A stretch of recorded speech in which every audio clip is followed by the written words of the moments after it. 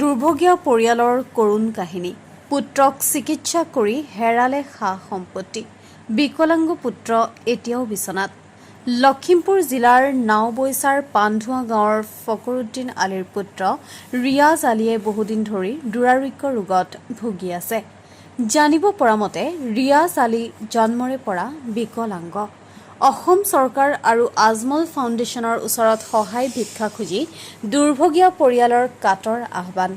পৰিয়ালৰ লোকে ঘৰৰ সা-সামগ্ৰী বিক্ৰী কৰি ৰিয়াজৰ চিকিৎসা কৰি আহিছে, কিন্তু বৰ্তমানলৈ কোনো সুফল পোৱা নাই ৰিয়াজে। আৰ্থিক অৱস্থা শোচনীয় হৈ পৰাত এতিয়া পৰিয়ালৰ লোকে কণমানি ৰিয়াজ আলীক চিকিৎসা কৰিবলৈ পৰা নাই।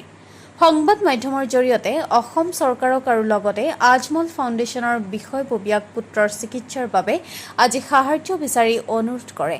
যদি কোনো সদাশয় ব্যক্তিয়ে দুৰ্ভগীয়া পৰিয়ালটোক সহায়ৰ হাত আগবঢ়াব বিচাৰে, তেন্তে মাকৰ বেংক একাউণ্ট নম্বৰত ধন আগবঢ়াব পাৰে।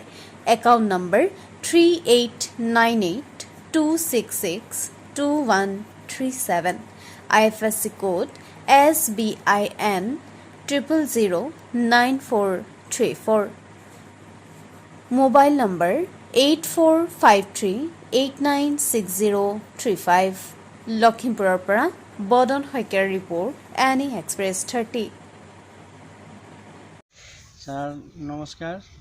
আমাৰ ৰিয়াজ আহমদৰ আজি 3 বছৰ দিন হৈ গ'ল। তাক আমি যে চিকিৎসা কৰি আছোঁ, চিকিৎসাই কোনো কাম কৰা নাই।